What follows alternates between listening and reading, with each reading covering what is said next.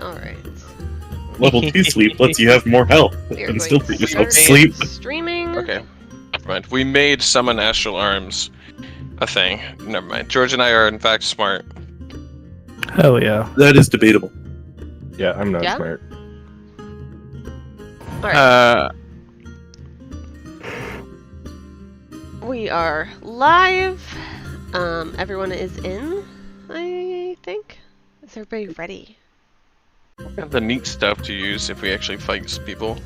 I'm ready. I'm ready. And I realize you guys are one guy down, so that'll be fun. I'm ready. I'm gonna preload the Cardendad map. Jesus. And turn down this music for myself a little bit.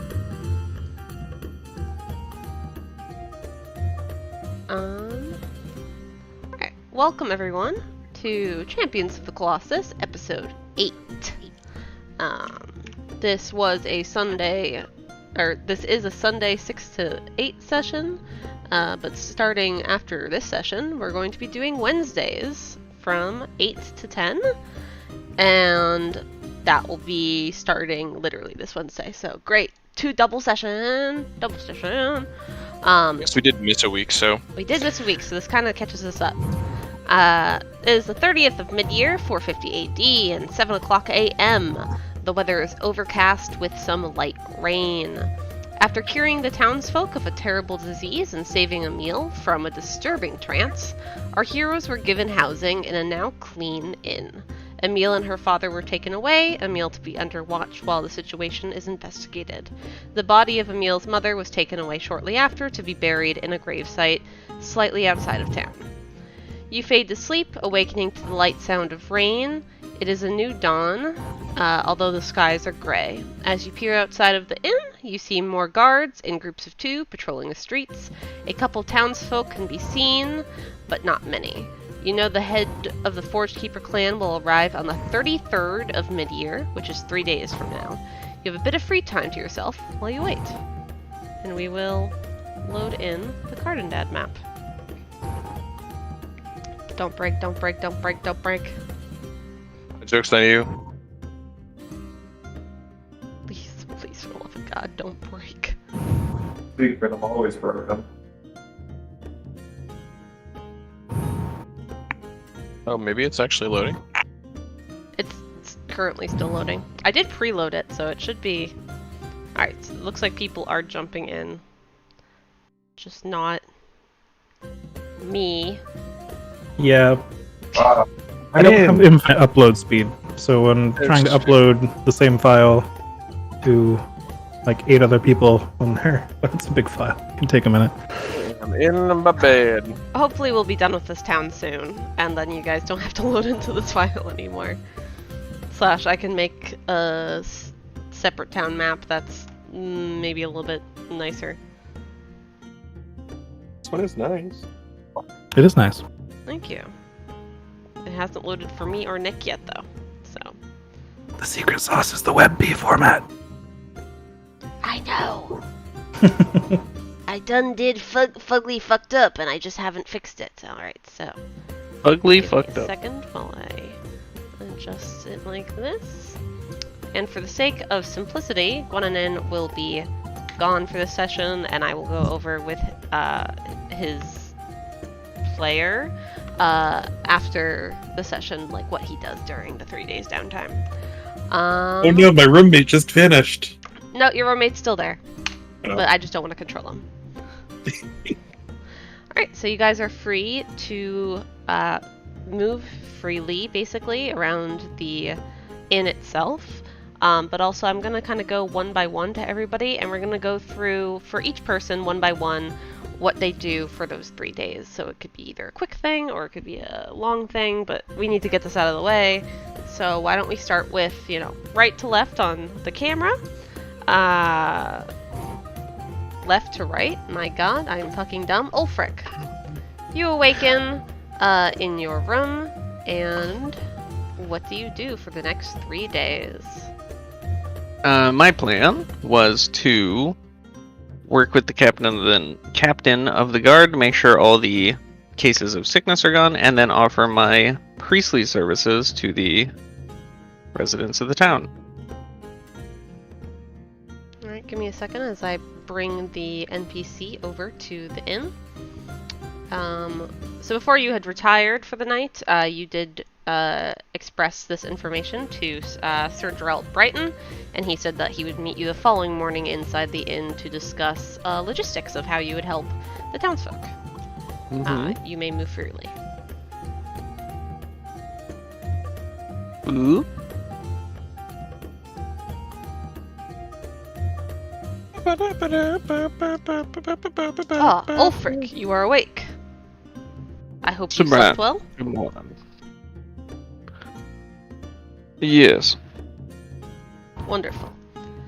So there are still a few townsfolk that might be still under an earlier form of the sickness, so I was wondering if you could just assist with your clerical duties with that.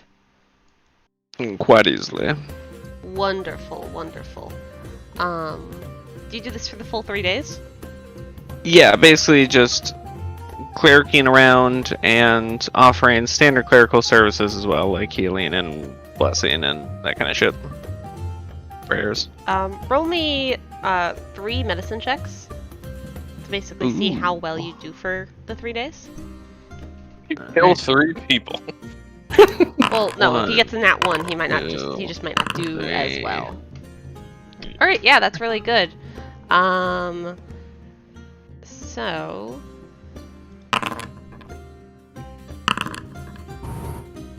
you see about 14 patients throughout the whole 3 days. And they all, most of them have symptoms of the plague that you guys had helped the town defeat.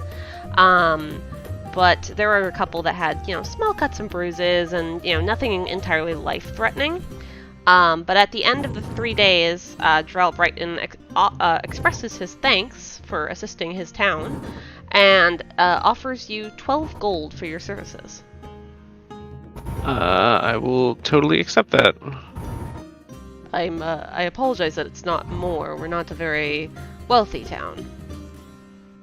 That's perfectly alright. I end up using most of my gold to support the less fortunate anyways. It's not for personal use. How very noble of you. Well, let me know It if is you need my anything background. else during your stay here. And I bid you farewell. And he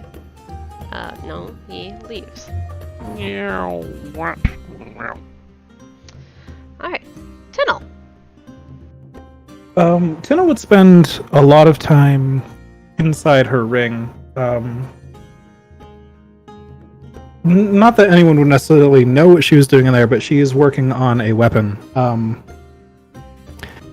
Just contacting her patron, going through some rituals and meditation, and something's going on in that ring, but eventually she comes out, probably near the end of the downtime, with her Pact of the Blade weapon, which is a very large brass and gold glaive with a blade that looks like it's made out of some kind of red crystal, like a ruby.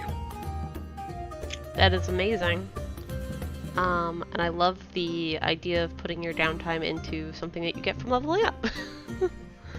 That's what Tunnel did for the last 3 days. Perfect.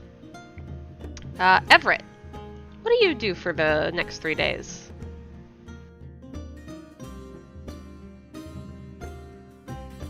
Everett is gone, so we're gonna skip over him. I just realized he stepped out. Laurent, what do you do for the next 3 days? So my first day, I will talk to Ulfric and see if there's any more help, like if he needs any more help healing people. But other than that, I will go to the general store and look at the weapon selection. All right. Let's start with the assisting Ulfric. How many days do you think you would offer your services to Ulfric to help out? It would depend on how many people are still sick and how much assistance he needs in healing them from the disease.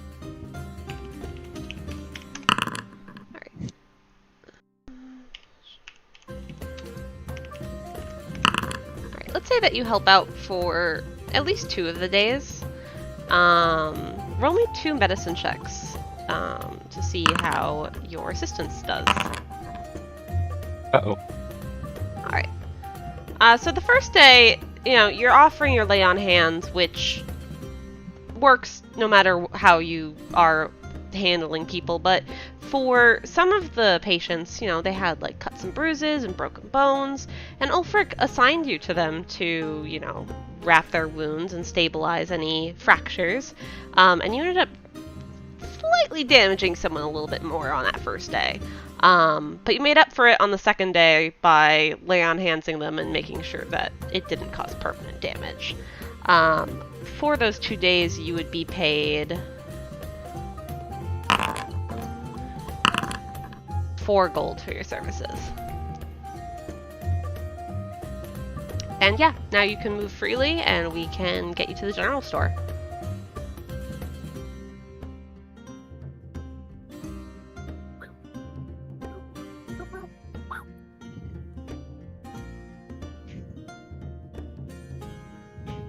This one is the general store, right? It is.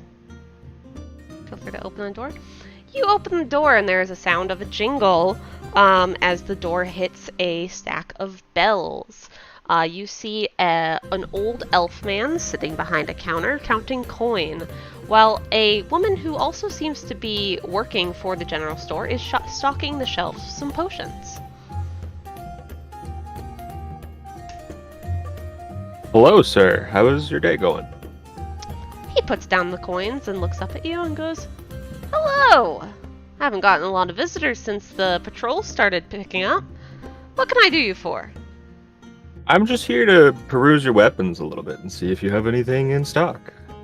Of course. What is it that you're looking for specifically? I could guide you towards it. I'm looking for any sort of hammer or blunt force devices. Hammer or blunt force devices. Give me 1 second, and he moves to the back of the room. That's the wrong thing. Moves to the back of the room where you see there's a hooks with an assortment of weapons strapped upon it. Why is my number thing not working? More equipment. Alright. He brings you a very large, very heavy looking hammer. And he says, there's nothing too fancy about this, so I hope you don't mind. But this is a maul, in case you are interested in it. It would only cost you about 10 gold. And it packs much of a hit. I will take it, thank you. Alright, subtract 2 gold from your inventory, and you now have a maul. That's Did you say 10 gold or the 2? 10 gold. Okay. Oh, I thought you said 2. Nope, 10. If I said 2, I'm sorry. Well, you said 10 the first time and then 2 the second, so that's why I was confused. Oh. It will do 2d6 bludgeoning damage on impact, and it's a heavy 2-handed weapon, which means you cannot use a shield while holding this weapon. How do I add that? I can drag it over if you can't find it in the compendium. Well, I want to know how to do it, because I remember I did it before, but I haven't done it since. So you go to the far right corner on the chat bar that says Compendium Packs, and you'll click on Item, and then it should be under Items SRD. You'll search for a maul, and it's just a normal maul. It's not a vicious maul, it's not a maul plus anything, it's just a maul. And you'll just click and hold, and then drag it over to your character sheet. Maul.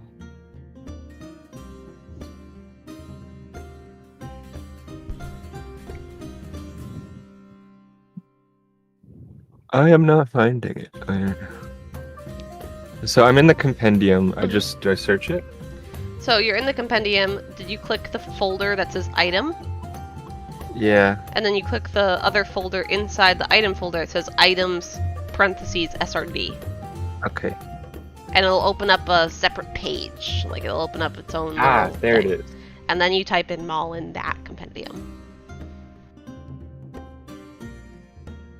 And then I import. Nope, you just click and drag. Yeah! Just make sure you Cool. right click and equip it, and you'll be all set.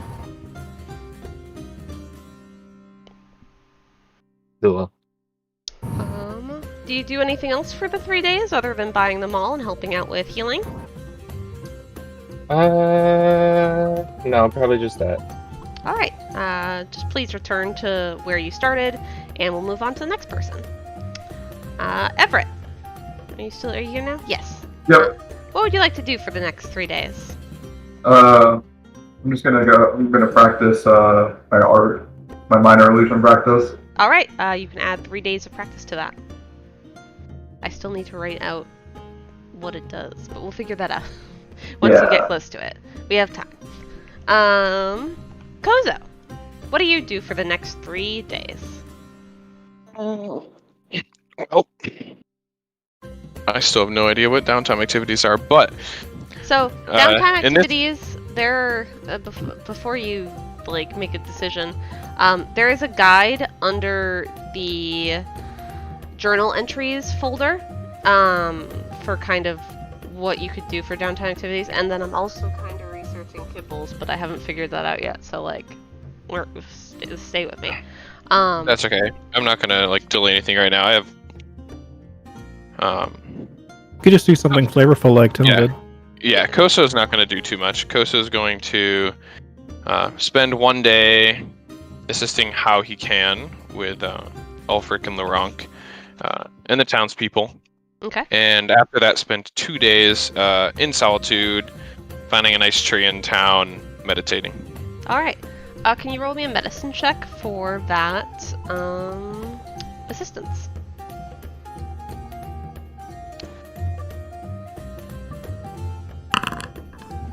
Right, a 13. So that day that you're helping out, you are able to help with the more minor injuries and illnesses that are coming in. You help people get their bed rest, change out their, sheets and stuff, and then also dressing wounds where need be. So for that day, you would get 3 gold coins for your thanks. Woohoo! Ild, Rurik, and Einkel don't have a job, but they're in this room right here that I'm motioning to with my cursor. They spend the next 3 days playing cards, shining Tinnel and Ulfric's armor and weapons that they request, and also preparing food when need be. Lorelei, what do you do for the next 3 days? I was muted. All right, so Yeah, you're good. before Ulfric takes off to go help heal people, I wanted to track him down and ask him about the topaz amulet that I found in the alchemist's house, since he seems to be more noble than I am and also good at rocks. So you're looking to get a sort of appraisal on the topaz? Yes. Alright. Ulfric, are you willing to help with this? Yeah. Alright, Ulfric, I'll need you to roll me a... I don't know what check is good for this. Maybe a... Might this perhaps be a stone cunning? It is a Check. cut stone. Okay, what does stone cutting say? Whenever you make an intelligence history check related to the origin of stonework, you are considered proficient. You add double your proficiency bonus to the check. Alright, roll me a history check, I guess. Alright, so that'll be history. Bop. Which... That is a natural 1. Alright, Lorelei, you hand over this topaz gem to Ulfric, and Ulfric, you take a really hard, strong look at it. You look at Lorelei and say, "This is fool's topaz. It's actually not worth anything." Oh, well, that's too bad. Looks nice though, so I'll just throw it around my neck. Call it good. Quite a shame we got there. God fucking damn it. Like I said, I will go over Gwenanin's stuff. Oh, I still have more things. Oh, shit! My god, that was one thing. Oh god. Yeah. Continue. Sorry. Alright, and then I'd like to go to the general store. Alright. You may exit. There's some shopping. Where's the ruler? Ruler is better. Whee! Whee! That is not the front door. That is a window. Oh. Everything's the door if you try hard enough. I guess. You Hello. fucking book it into this shop. Again, she's not here stocking shelves anymore because it's a different day. The bells chime on the door, and an old elf sits at the counter, no longer counting money, but instead he is writing in a ledger book. And he looks up at you as you enter because you ran right in, and he goes, "Oh, hello! How can I assist you today?" Hi there. I have a couple eclectic supplies I need to pick up. Also, I really like your bells. They sound so nice. Thank you. I actually handcrafted them myself. Alright, What so... supplies were you saying you wanted to pick up? Well, today I'm looking for a set of caltrops, some ink and a pen, and if you've got any interesting daggers, that would be nice too. Okay, hold on. So we'll start with the caltrops, or the ball bearings, or caltrops. Caltrops. I have 2 bags of ball bearings. Alright. He reaches under his desk and he says, "I keep these at my desk because, you know, when kids get to it and drop it all over the floor, it's always a big mess." Oh, that's a pain to pick up, yeah. Quite a pain. So he picks up a couple bags and he says, "How many bags of caltrops do you want? I have, Only one, please. Oh, yes, of course. I'll be 1 gold."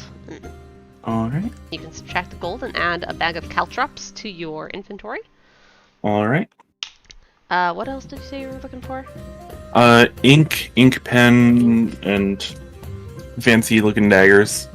Alright. Ink will cost, a 1 ounce bottle of ink will cost you about 10 gold.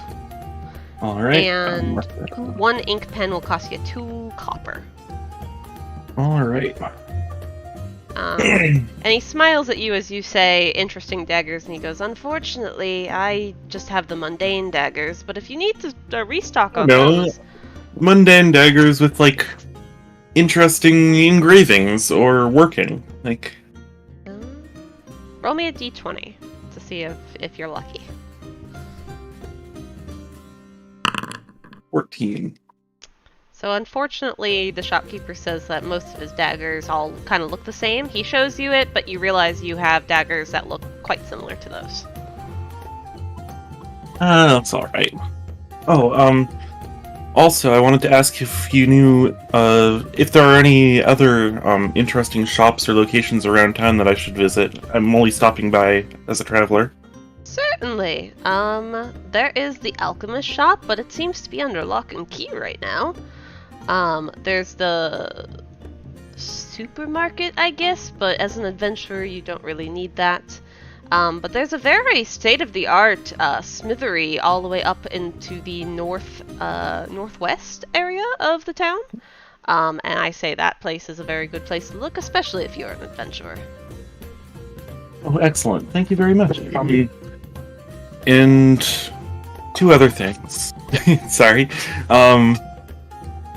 Do you have any sorts of orange fabric and string, those kinds of things?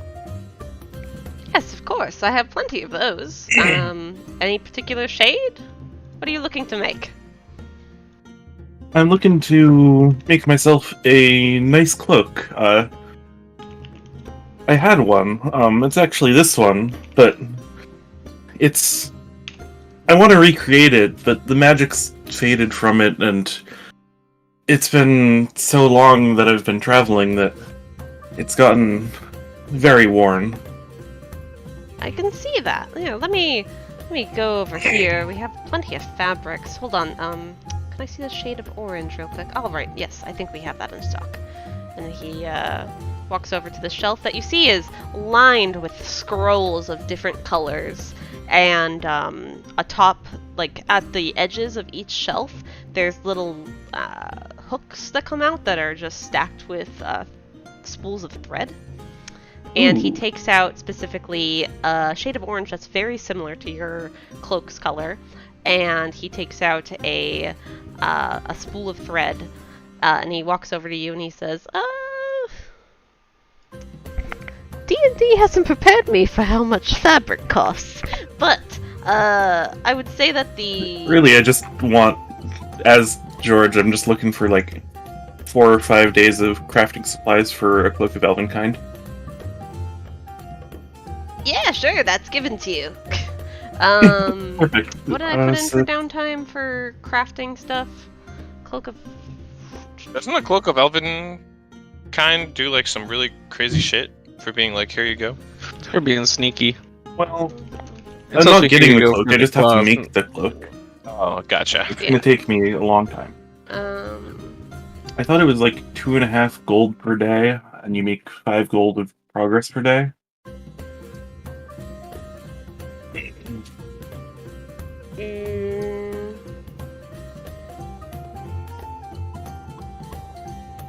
Yeah, sure. Cloak of Elvenkind is an uncommon item. But yeah. Let's say this is... What was this? This would be like 5... You said you wanted 5 days worth of crafting? Let's do 6 days and make it a nice round 15. Right? That's the math. Alright. So 15 gold is 22. Okay. Oh no, my camera doesn't understand other languages. Oh no. Oh no. Kozo, you're speaking in a weird language. Speaking in common! No, you're not! Yes, I am! I've run What into about this that? issue too. Not sure it's all. That's celestial. Oh, hey, I can read that. It just says hi. It's only Kozo's text that is coming up in a different language too. So I spoke in out of character /OOC. See how there's no like planet symbol, like world map symbol next to my message, like there is for Kozo's, because he's speaking in character. Is there a way for me to change that personally? I change it. I mean, I'm fine with speaking out of character, but I don't know how. Oh, just whenever you want to say something that's out of character, type /OOC before your message. Out of character. Oh, that's pretty cool. For the Then it uses your audience, name instead of a character's name. Kozo asked, "What armor do monks wear?" Bracers. That's Jordan's Yeah, we- response. Kozo then said, "Cool, I'll keep that in mind. Need me some brass knuckles. Gotta create you some skulls," because he spelled it wrong. And then Kozo spoke in Celestial a whole bunch, saying hi, and Lorelai be doing all the things. And then you. there I Things was, right. barbecue sauce in my titties. Seen that video? Yes. So there I'm there. So I'm sitting. Barbecue. Barbecue sauce on my titties! And then it cuts to this girl just fucking on the ground. Anyways. Alright. Oh, can't read that. Lorelai, what else do you do? I'm like making my way towards the door and saying, thank you very much, sir. Oh, one last thing. Are you in the market for any gems, or would that more be the blacksmith's area? The blacksmith might have more of a use for it. He could inlay weapons with gems. Oh, cool. Thank you. No problem. Have a great day. You too. And I'll make my way to the blacksmith. You're the one who never closes doors after yourself. Okay. I'm sorry. I'm going the wrong way. You are going the wrong way. Feel free to run, my friend. Run like the wind. Don't run that much. I was gonna say, I thought leaving implies that you close the door behind you, but no, there are literal doors that you close in the... Yeah, there's Interception, literal yeah. doors in the map. Alright. Let's see, which of these looks like a blacksmith? You can see and hear some, like, crackling of flames from inside of this building, and you can also see a man at a work table sketching something. I will go in. He does not look up well from his sketch, by the way, when you walk in. And there is no shiny bells that ding. Hello there, sir. I don't mean to interrupt your work or anything. He does look over at you, but like kind of fleetingly, and then goes back to his drawing, continuing the sketch, and he goes, "What do you want?" In my adventuring, I recently found a couple of gems and was wondering if you were interested in purchasing any of them for your crafts. He pauses and scoots back in his chair, gets up, and goes over to his anvil here and picks up a pair of spectacles. And then he comes over to you and he says, "What are they? Let me see." Alright, I've got these 2 emerald gems and 3 topaz gems. Alright. 3 emerald gems. 2 emerald gems. 2 emerald gems and 3 topaz gems? Yep. And did I say there was price to them, or did I just give you... You did, yes. Okay. So... 50 gold for the emeralds, and 100 for the topaz.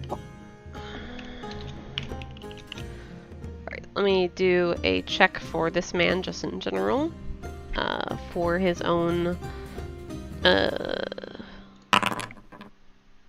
Alright.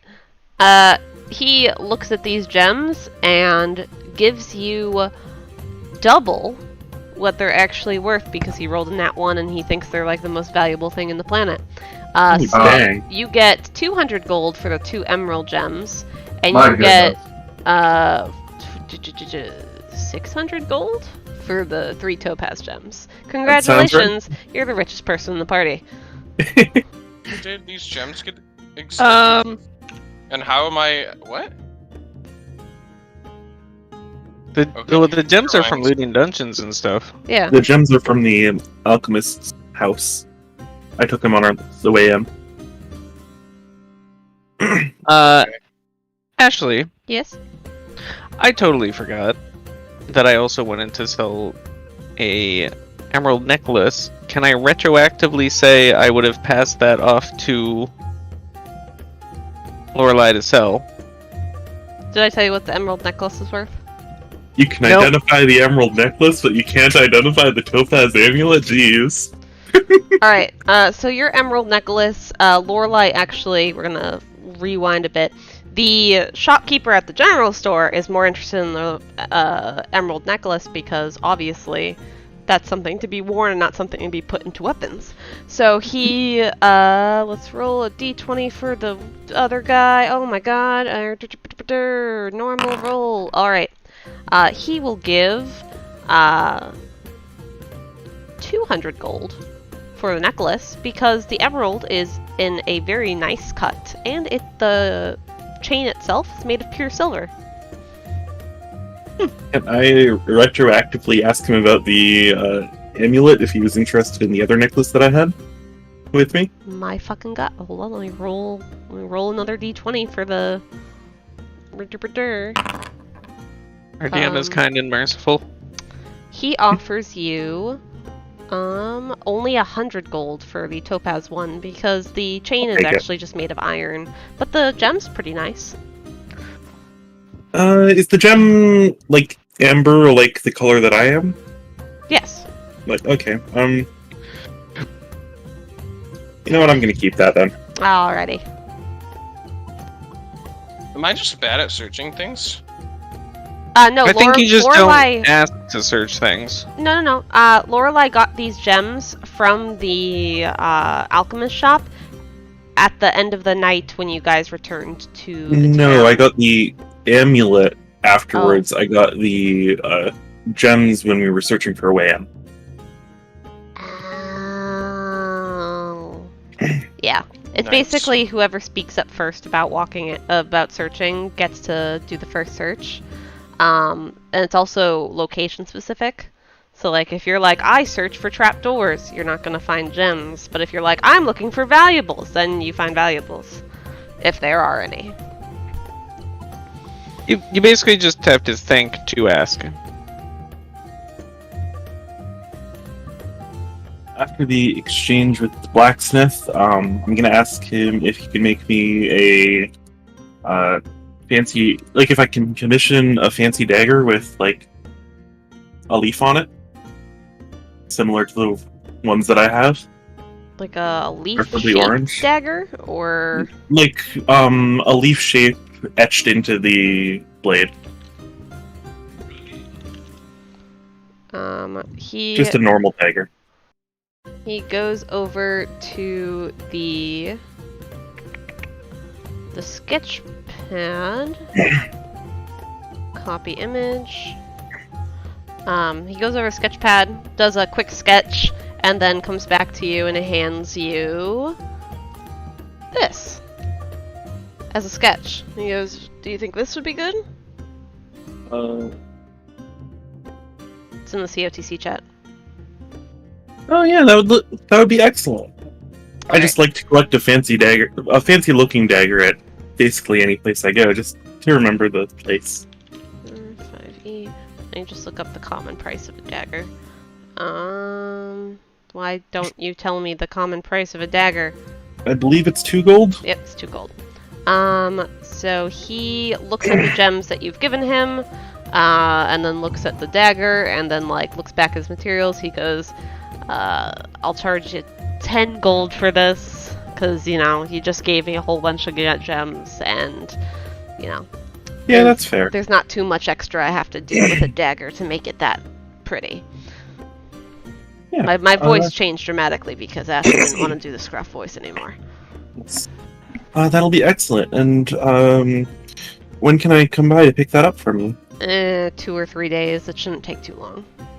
Sounds good. Thank you very much, and I'll see you then. Alright.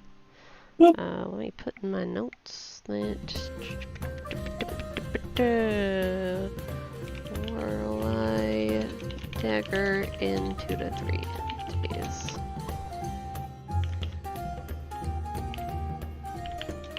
What day do you go to him on for that? 2 days from now. So the day before the meeting with the next thing. Alright, so it'll be ready the 34th or the 35th. Oh, no, I mean, it's the first day still, because I wanted to distribute the gold from the gems if I could sell them on the first day. Alright, so you get the dagger before the meeting. Yeah. That's a given. Alright. Is there anything else you'd like to do, Lorelei? Why is this person just like on the roof of this house? What the fuck? Past then, it would probably be evening, so I'd like to distribute. Hold on, let me do some quick math. Jordan, food is being taken care of for you because you guys saved the town, so they're very generous. Yeah, I'd like to give Ulfric the 200 gold for his necklace, and then each of the other party members 100 gold from the gems that I found and sold. Quite generous of you. Oh, I mean, it's party funds. And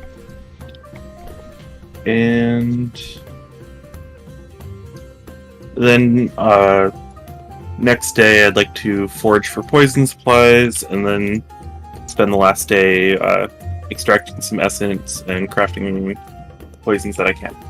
Alright, let me go to the poison thing that I totally saved. What the fuck is it? Was that 100 gold for every person or for the party? For every person. What? Why did you say party funds? Because I guess party funds has a different meaning than it does in my head, because party fund... I think the rule that we came up with was party funds is whatever we get as rewards, but we split up the gold that we find, right? I don't know, I thought that was confusing, but I'm just gonna add 100 gold. This is all of you guys' decisions. Yeah. I think George was saying Lorelei would just choose to share the rewards, so like spread among the whole party, not like party funds. Yeah, that. I mean, it is like literally a party fund, right? Because we got the gold on our venture, right? Alright, for...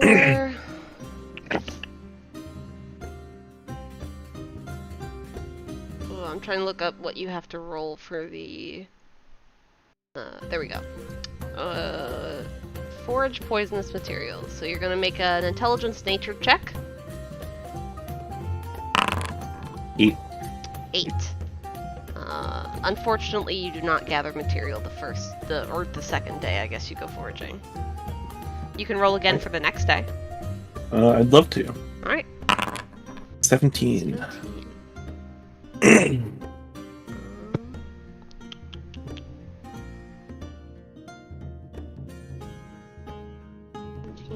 You find... Oh. Right now you can only forage common materials, right? I can only extract common essences. You can only extract common essences. So you can...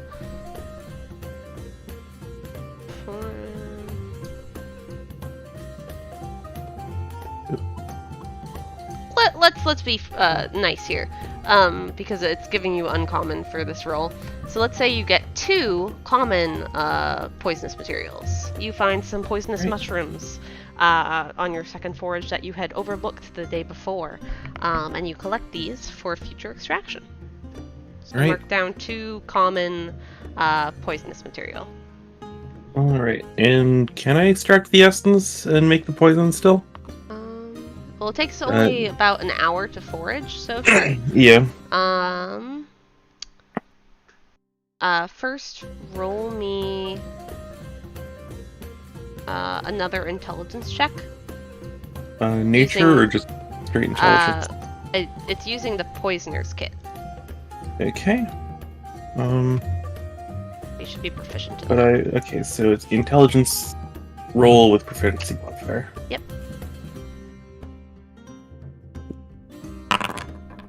21. Alright, so...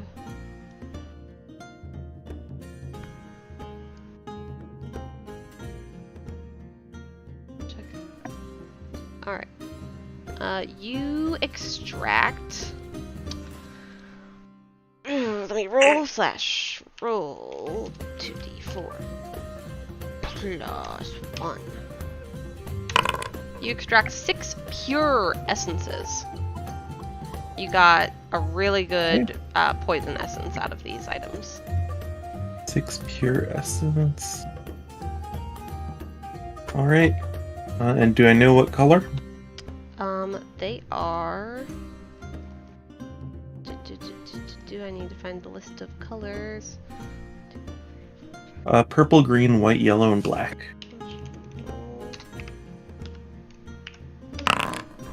They are black. Alright.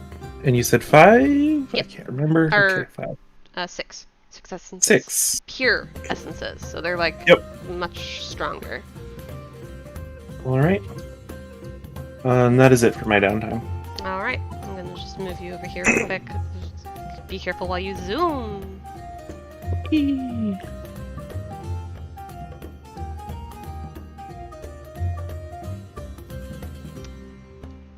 Alright. Also, can I spend like cumulative 5 gold for cumulative drinks across 3 days? Sure. Well, no, you actually get drinks on the house in the tavern. Nice. Because Good of drinks. how good you guys were with solving my poison, or not poison, my disease riddle. Alright, so let's... Run straight to the bus, stab him. Puzzle solved. Yeah. Actually, though... You don't fall over, almost drop your weapon, not get a single hit in. Hey, you whacked him a couple times, didn't you? No, that I was did not, no. Kozo. Kozo whacked him a couple times. While prone, he whacked him. I did do that. I was so far away that I didn't even get up to him, and when I got up to him, I slipped and crit failed. And almost dropped my weapon. Alright. Let me go to Cardendad's settings and turn off the rain. Give it a second while it reloads. Also, Ryan, did you have a question? Me? Yeah, Ryan, you have your hand raised. What's up? I didn't do anything. All right. Does it say my hand is raised? Mhm. It's Yes. probably been raised for like literally so long. Maybe when I clicked in from like being in my character sheet, I clicked on it. Perhaps. I've been on Reddit waiting for downtime to be over. Sorry about that. No, I mean I was listening. But we have But I was, like, completed our distracted. downtime. It is the 33rd of Midyear, 450 AD. It is 7 o'clock a.m. Saloon is in a new moon cycle. It's 55 degrees outside, so it's a little chilly, but not too cold. But it's mostly clear today. There's no more rain. And you've been having rain on and off since you started your downtime, so this is a nice change for a start of an adventure. You hear, as you awaken, the train pull into the station. You assume that whoever you're meeting today has arrived.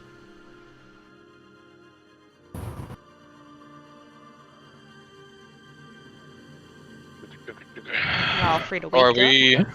Tinel gets up from her rest, props herself up using her new glaive, and then as soon as she's upright, snaps her fingers and it vanishes. That's really fucking cool. Then she comes out and joins everyone else. Ash. Yeah?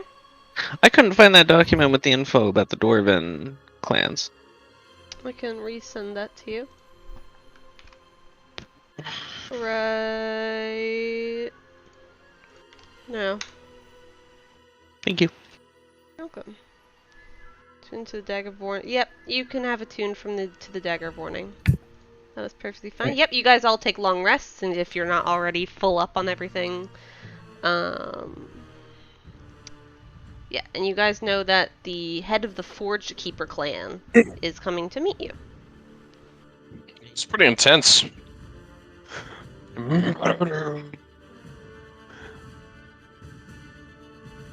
Take this chair. I like this chair.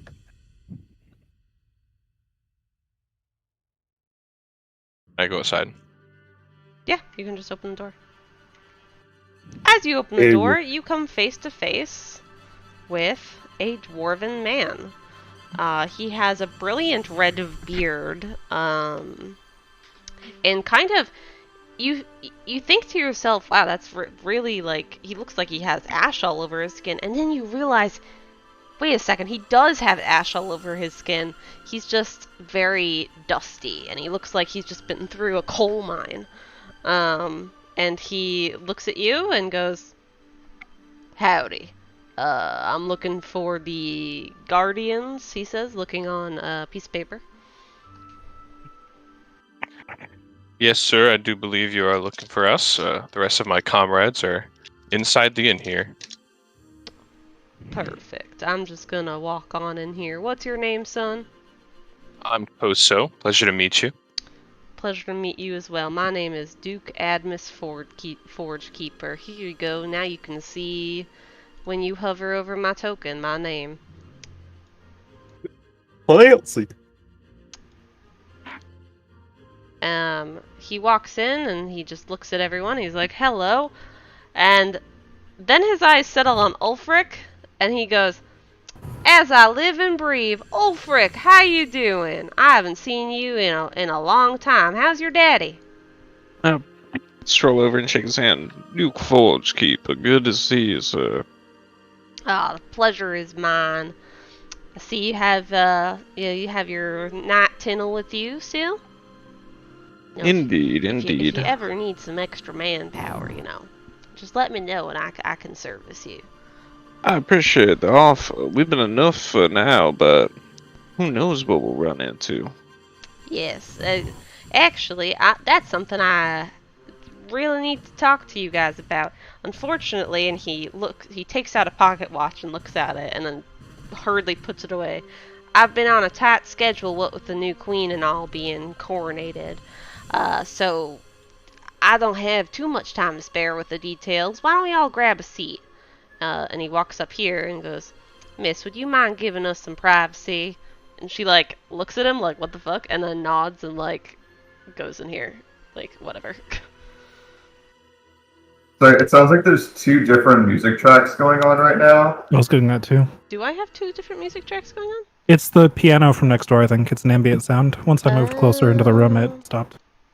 Let me turn off the ambient sound for now because Thank you. that's no longer Thanks. necessary. They were both fine, but both at the same time was a little rough. Yeah. Alright. The soft piano music and like the Civ opening, like uplifting theme. It's like I personally couldn't even hear the piano music myself. It's only when I got a token close to that building. This is the 3rd song now, Yes. but not at the same time. Cool. Alright. Einkel, Ild, and Rurik stand at attention outside the door, and Duke Admis Forgekeeper looks at them and goes, "Y'all too, if you don't mind giving us some privacy. This is some top secret information." And Einkel nods and walks away without a word. Ild looks a little disappointed and walks out, and then Rurik is like, and then walks out. if this is top secret, maybe we shouldn't be talking about it in the common room of the tavern.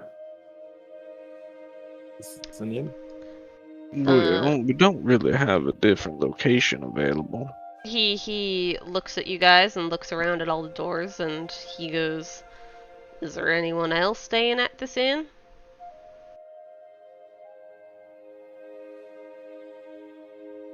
Ashley, have we seen other guests? No, you have not seen other guests. You guys know that you guys are taking up most of the rooms, and the one room that this woman went into is the only room you guys haven't like occupied, and you know that she's been sleeping in there because she doesn't, she doesn't have her own room. She just sleeps in whatever available room there is. Okay. We should be free to speak here. Alright. Now, before we begin, I want to ask y'all if the Cold Legion has any rings true to any of y'all's ears. Cold Legion or Coal Legion? Cold Legion. Cold's Legion. Hey Miss DM, does the Cold Legion ring any bells to me? Roll me a history check. And that goes Can for anyone you? else who wants to know if they know what the Cold Legion is. Oh, I don't know what the Cold Legion is. I definitely don't know. None of you fucking know what the Cold Legion is. Let's continue. He sees the blank stares around you, and he explains to you that the Cold Legion was around back when the Age of Darkness was around. And it was kind of hush-hush because it was a lesser evil human being who had summoned this legion to act out, a reign of terror as well as whatever the champions were doing. He explains that the Dwarven Forgekeeper clan actually had built a catacomb to keep the the Cold Legion in, and trap them so that way they did not wreak havoc on the town or on the world, basically. He explains that this catacomb is a frozen catacomb where all the entrances and walls and floor, etc., was covered with thick walls of ice that regenerated instantly due to the power of Everett, which is a crystal that can freeze basically anything it touches. He explains to you that occasionally they send men over to just check on the entrance of this catacomb just to make sure everything's going okay, and he realized that the entrance, last time they checked, is thawed and open. He says he doesn't think the Cold Legion is awake just yet, but there have been a couple stragglers that have exited the catacombs looking for destruction. So he looks to you all and picks up a sack and says, I know this might not be the nicest job for y'all, but I was wondering if maybe you can sneak into the catacombs and lay down an extra layer of this Everest. There is a pool within the catacombs that this ice operates in, and all you need to do is drop this sucker in there. I do not recommend you touching the crystal with your bare hands. It is in this empty bag of holding, and that's where it will remain until you dump it out into the water. I also recommend that you find some cold clothing and blankets, because even though the entrance is thawed, I doubt the rest of the catacombs are thawed as well. And it is extremely cold in there. Any questions?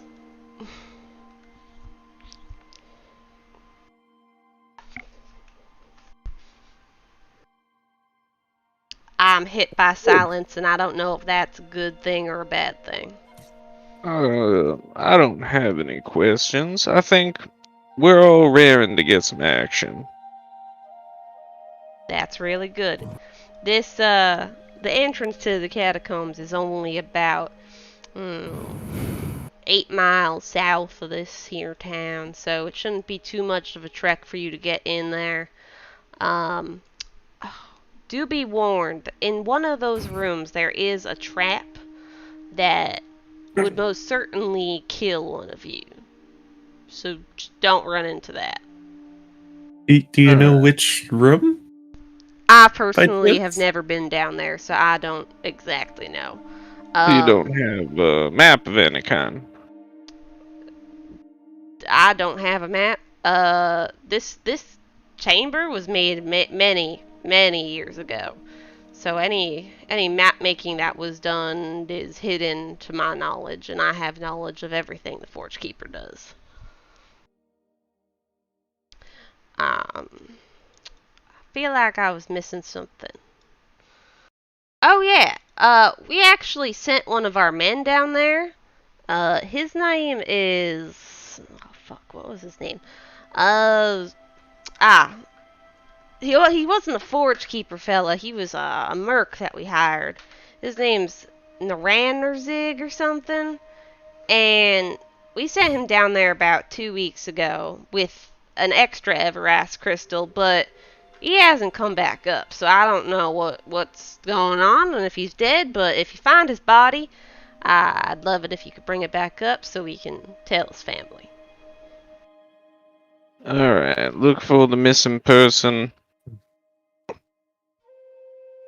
Lay down the extra Everest and assume kill anything that's creeping out. I would... Yes and no. I would greatly advise you do not fight this legion in great numbers.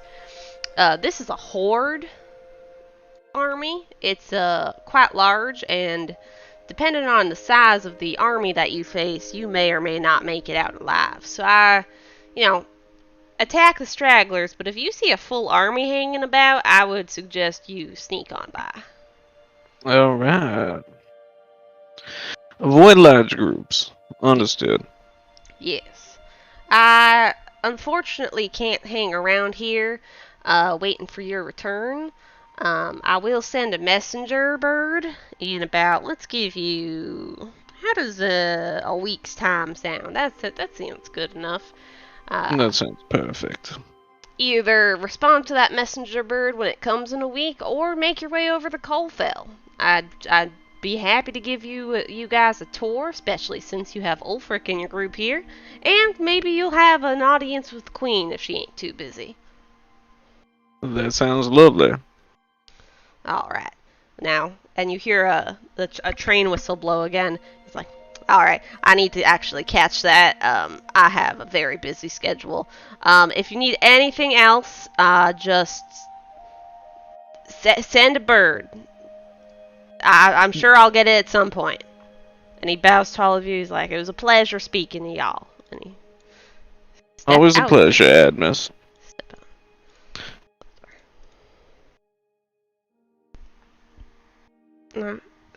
fuck is playing with the doors? As he steps out, this door bursts open and the two squires fall out. It looks like they were listening at the door. They Tenno walks over and looks at them sternly, arms crossed. Now, were you listening in on that conversation? Lady Tinnell, Ild says, I told Rurik that we shouldn't have, but we just wanted to know what was going on, you know? Yeah, and Rurik speaks up. He's like, we're gonna be knights one day. We should be able to know this stuff. And Ankel's just like at the doorway, holding his head in his hands, like, oh my god, these fucking kids. Now, an important thing for a knight to know is to always respect the commands of your superiors. I always listen to Ulfric. You should always listen to other nobles of the other houses as just a courtesy, but also it's implied that Ulfric would go along with their orders. Ild immediately bows and like gives apologies, and Rurik like looks at you like kinda challengingly, but then Ild like smacks his arm and he bows too, and he's like, I'm sorry, Lady Tinnell, I got overexcited.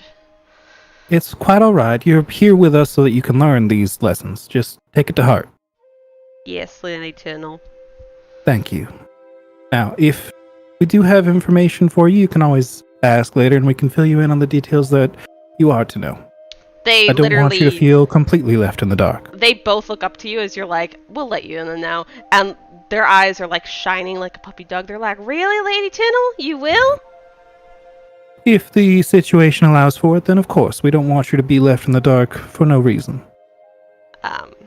Ild bows in thanks as Rurik like jumps for fucking joy in the corner. I like making these personalities for these squires.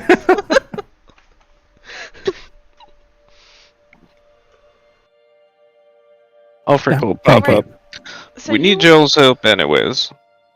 Ooh. Yes, they stand at attention. What do you need from us, Sir Ulfric?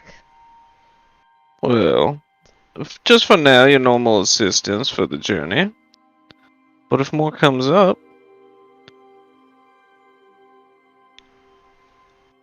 They stare at you expectantly, like, yes. we'll see. As long as you They can follow instructions. they both nod, and then they go, do you need us to get the cart ready? Yes, please. You had a And cart? I thought we took the train. oh fuck, you guys did take the train. We Should should ask. cart during the downtime. I mean, we could just have him go grab one.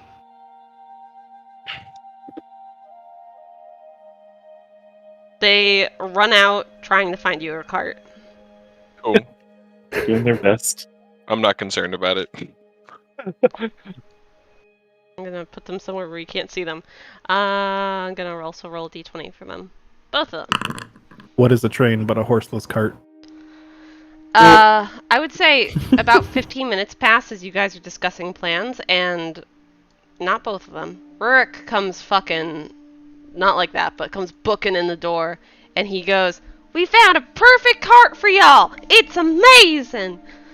Ashley doesn't have art for it, but I swear to you, it's a royal cart. Because I rolled a 26 to find this cart. It's amazing. Yes. You found Holy this, shit. where? Oh, some old man said he'd rent it to us. I Sure. think he was he was the blacksmith. Yeah. His name was. He puts his head down. I'm sorry, Lady Tyndall, I forgot his name, but I swear I know his face, and I promise I'll return Well, that's it. quite alright. How much of a fee did he ask for renting this magnificent wagon? Only 50 gold a day.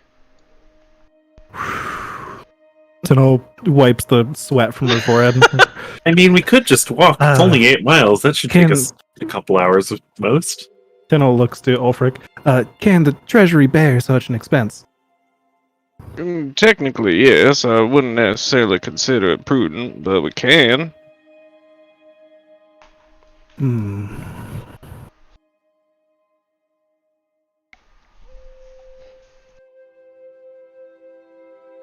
I'm totally fine with walking, right? Like, It's a nice day out. Stopped raining. I would be tempted to agree with Lorelai about walking. Seems easier. 50 gold a day seems Seems quite a price to not quite- walk, yeah. I understand, Lady Tinnell. You want me to refuse? Thank you. Oh, I appreciate you finding this offer, Rurik, but I think we will have to decline this one. All right, let me go get Ild real quick. Whoa, through the wall. Holy shit! Holy shit! You two are quite fast. We are children, Lady Tinnell. Yes, I am jealous of your youthful swiftness. All right. Anything you guys want to do to prepare for this journey? I want to go back to the shopkeeper and see if I can get my hands on some cold clothes. I will as well. Right. Samesies. Go ahead and move. You don't have to move. So, question. Yes. Gonna move There anyway. was a distribution of wealth earlier, right? How much was that? 100. that not happen? Yes. So everybody got 100? Or is that 100 split amongst us? Everyone gets 100. Everyone got Okay. 100. So I technically do have money to buy cold clothes then. Yay! Not broke. I should ping Eric and mention that. Yes. Yeah, good call.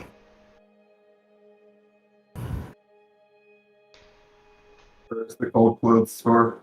Where was the shop? This one? It's over here. No, you're going the wrong. Yep. Oh. The door needs to be open for you to enter. Alright, so you enter and you inquire about the cold weather clothing, and he tells you, yes, we do indeed have them in stock, but because it is winter, or because it is summer and not winter, he only has 5 sets of clothing. We should get a great sale though. Well, conveniently, there's 5 of us. Conveniently, there's 6 of There's you. 6. Wait, And There's convenient. technically 7 of you, because Gwendolyn is standing right next to you and is actually not missing from this thing. Gwendolyn, however, looks to all of you and says, I've grown up in the north. I think I know how to handle some cold weather. So don't you guys worry about me. Horank chimes in and says the same thing. great, that's 5. Wait, I've, Alfred can come with us.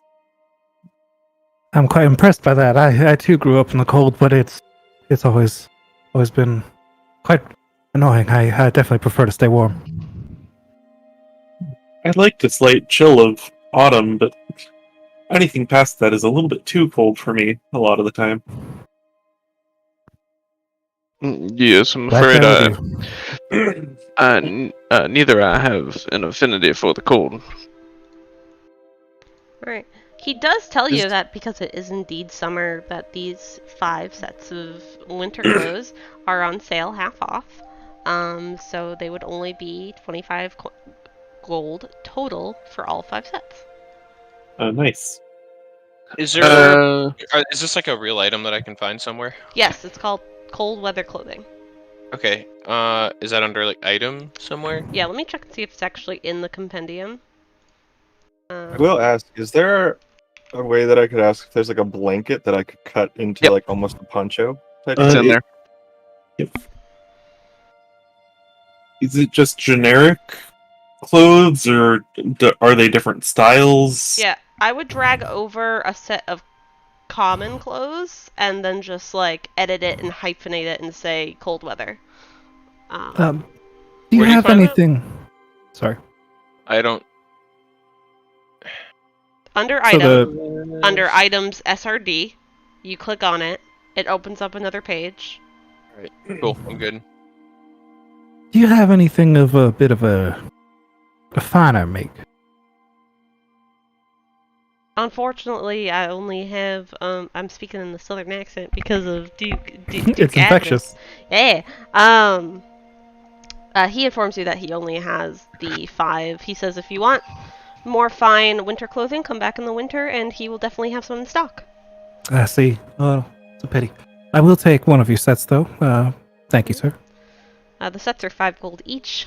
Definitely on All sale. right. And this cold weather clothing gives you an automatically succeed on saving throws against the effects of extreme cold that would cause what should I call it? Exhaustion. However, if it becomes wet, it's even worse for you. So don't become wet and cold. It's common sense cold weather clothing, keeps you warm, but So I have found cold weather clothing. How do I add it to my character? click and drag to your character sheet. Alright. Hey, DM, is there any way I can ask if there's a blanket that I can kind of cut into a poncho? He raises an eyebrow at you, why would you want to cut it into a poncho?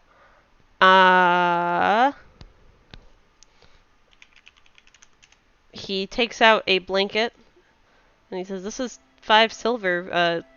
You're free to cut it into a poncho. I just don't know how effective it'll be. And if you decide to cut it into a poncho, I'm gonna have to make a survival check for me to see how effective you are at making it into a proper poncho." So it was, you said 7 silver, right? 5 silver? 5. Okay. So 5 silver, put that down to that, and then I will make a survival check. Woohoo!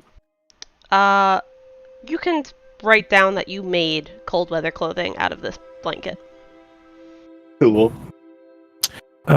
Was there something you mentioned about the cold weather clothing besides the name that we should change? Something to write in the description, I think? You can write in the description that con saves against cold for exhaustion automatically succeed when dry. Okay, cool. Thank you. So basically, if you wear this and you're in just some clothes in cold weather, you don't have to save for exhaustion. However, in extreme clothing, you'll still have to save for being frostbitten, I think it says. Yeah. I don't know, I've never worked with cold before. We're going to figure this out. But it's not going to be that cold in the... Well, maybe it will. I won't tell I you. feel like we did before in the last campaign. Did we? Yeah. Yes. I looked We up went to the some... super cold place with the train. You guys did go to the super cold place. I found some rules on cold that I wanted to try out. Cool. Nope. Already got that written down. Yeah, but the cold weather clothing will basically help you with that. Do you guys also want to grab blankets for your journey?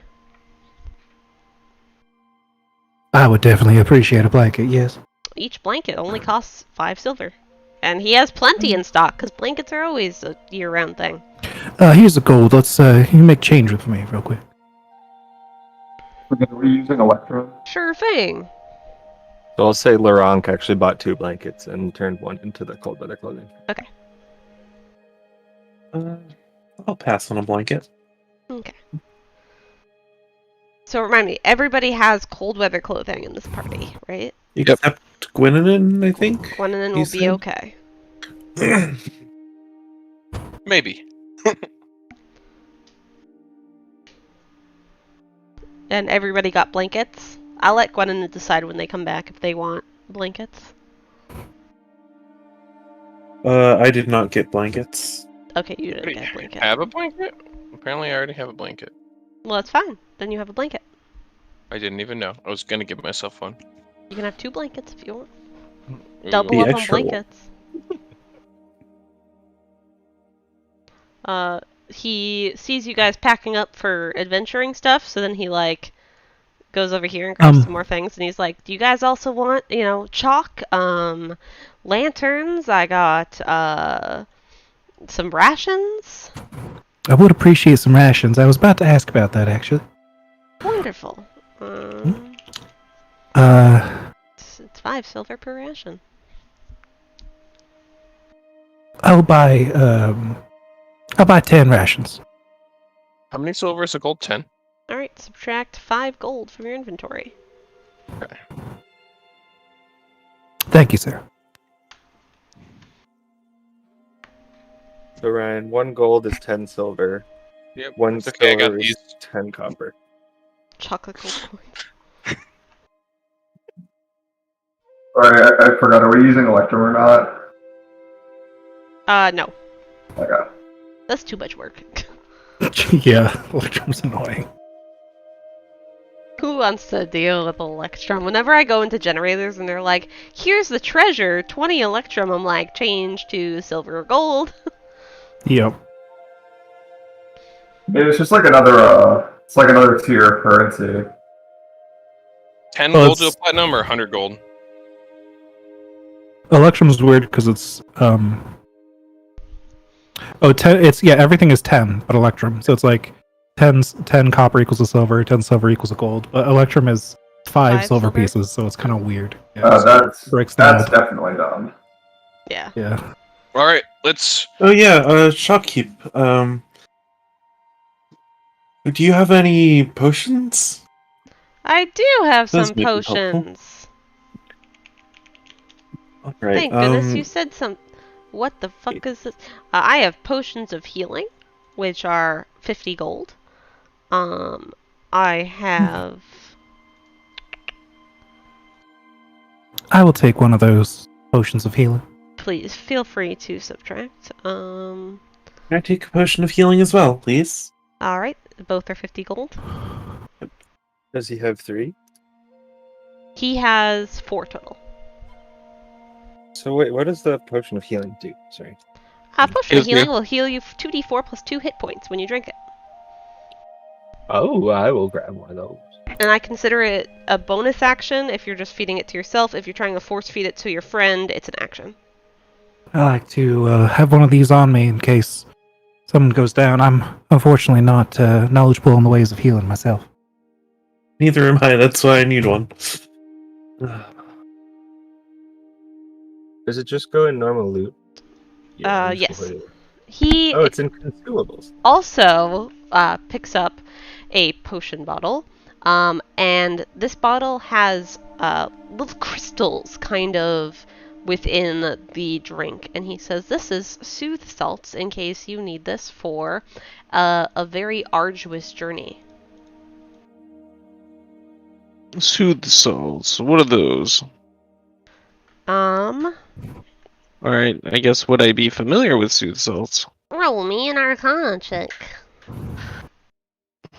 Okay, I can do that. Another case of Lorelei has no idea. 15. Yeah, you know that this potion is a potion that, when drunk, will give the creature advantage on all intelligence checks for 1d4 hours. But every time you drink it, you must succeed on a Constitution saving throw or gain a level of exhaustion. It's he mentions it's quite useful for finding secrets within your adventures. Indeed. I can see where that would come in handy. How much is it? 150 gold. Quite a price. It's quite a good potion. I also only have one of these. Understandable. It's quite a rare item.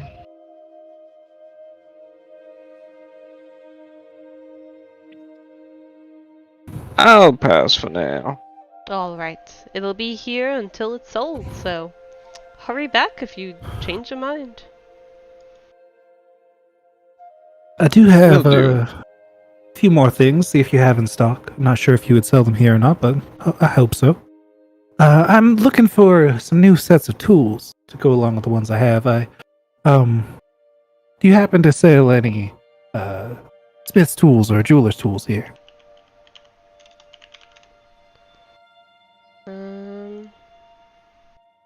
Also looking potentially for some gunsmith's tools, but that's a bit of a lower priority. He only has smith tools. Oh, well, how much for the set of smith's tools then?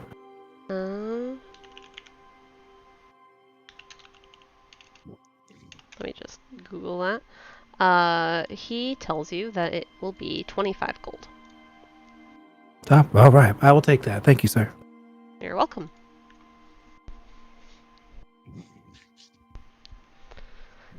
Any anything else? Oh, do you have any more of that cloth and thread you sold me the other day? I recently picked up a little bit more gold and am interested in grabbing some more. He informs you that he has a couple extra yards and 2 more spools of thread. How many days is that? Let's say 5 more days. 5 more days. Okay, so that's 12 gold and 5 silver. So I'll mark that down.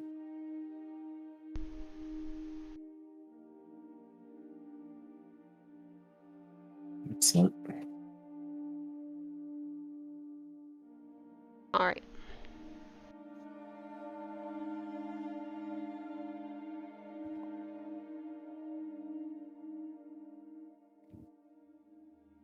Anything else, ladies and gentlemen? That is all for me. Oh, well, I suppose, let's see. You don't have any more sets of cold clothing, do you? These 5 sets are the only sets that I have because it is summer. I see.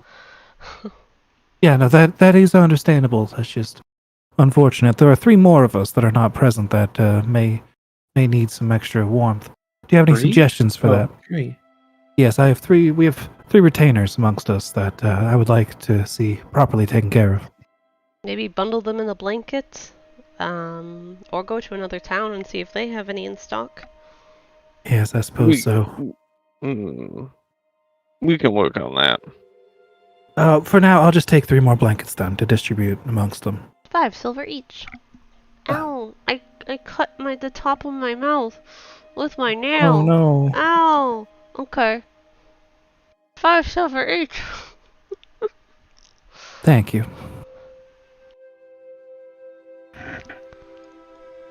Alright. It is almost 8 a.m. You guys have only spent the past hour planning and buying items. Is there anything else you guys want to do?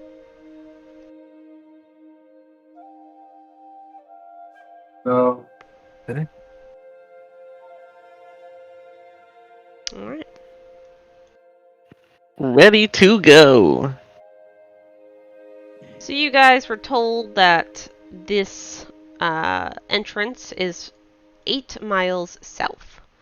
What is this dotted line? That is a country border.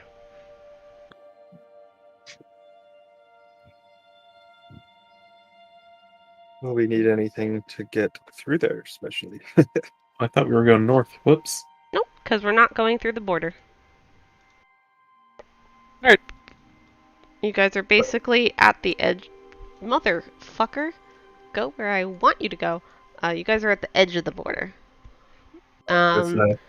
Is anyone a lookout while you guys go for this walk? I will. I'll keep my eyes out. I mean, Lorelai's looking around, but she's more just taking in the nature than looking out for danger. Alright. Both Laurent of you is can looking roll me for perception checks. Perception. Ooh, that's solid. Oh. 2. Nice. Oh, we both rolled 2s? That's amazing. Give me a second. Hey, Nick, I think that tree looked at us weird. Yeah, I mean, Give me It's a kinda creepy out second. here.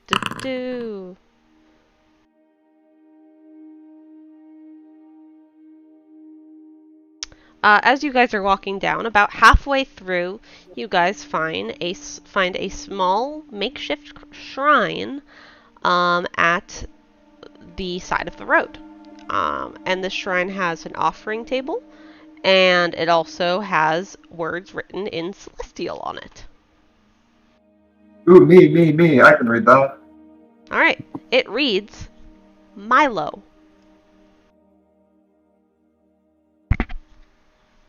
Like Milo. Milo. Guys, it says Milo. Milo.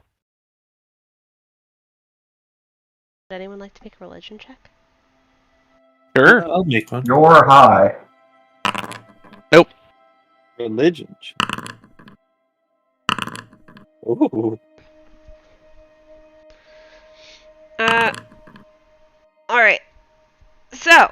Lorelei and Ulfric, you guys look in confusion like, what the fuck is a Milo? And Larunk and Everett, you guys almost say at the same time, like, oh, that is the god of magic. And Gwennanan kind of stands there, nodding, and, like, kind of smiles to themselves. Is Yeah. it a shrine to Milo? It is a shrine to Milo, the god of magic. Well, who knew that was here? Like how Eric said bless up right as we were talking about a shrine of magic. Lol. Is Are there any like offerings around the shrine, or is it just kind of chilling there? It looks kind of dusty. I would like to wipe the dust off of the offering table. And then I will place one of the good wine on top of it as an offering. Alright, so you place one of the that's good wines on the shrine as an offering, and all of a sudden the words of Milo start to glow a white iridescent light. And that light seems to reflect back at you, and you start to glow this white iridescent light. And if you have expended any spell slots, your spell slots would all be recovered. Ah! Okay. The good wine also glows this bright white light and disappears. Hmm. It's comforting to see the god's presence. Isn't it? I'm a little confused, just as a player, at the point of it, because we haven't fought anything yet. The Oh, it's a point of shrine. it, this is a random encounter, but now, Ah, forever, okay. there will be a shrine of Milo between Cardendad and this dungeon. Like, forever Cool. in canon, it will be there now. But it was just a random encounter I rolled, that's all. Okay. So, let me just actually write down now that there is a shrine of Milo between Cardendad and...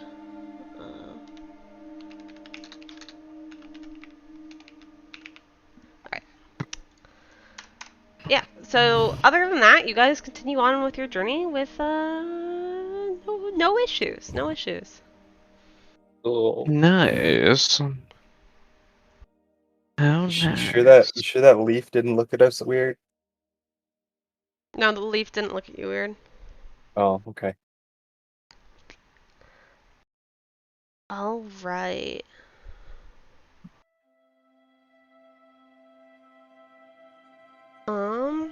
Let me load this in. Hopefully it works. Because this is another slightly smaller but still big map. Alright. Sure, I'm in. Please do not click on that staircase. Like, You sure? please do not click on it. Okay. Can do. Because I didn't make a map for the outside of this dungeon, so I just kind of made a little side box outside of the map and was like, hey, this will be our map.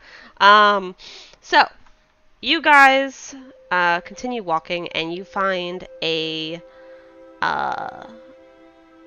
quite suddenly, the grassy fields you were walking down start turning into wet slush and then start turning into snow.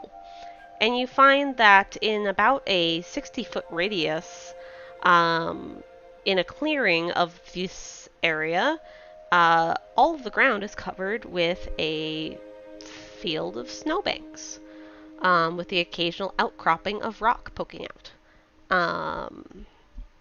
You can see that there are a bunch of covered lumps in the snow, as well as a kind of well-looking item in the very center.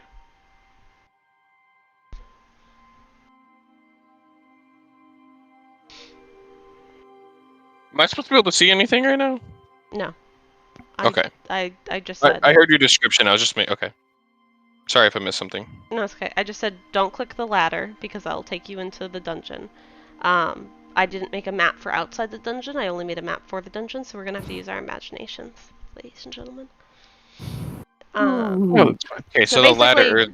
pretend this is your field of like lumpy whatever and like snow, and then the Gotcha. well is right here. Like this is the well. So wait, are we inside the dungeon? No, you guys are outside the dungeon. Okay. Are our character tokens inside the dungeon?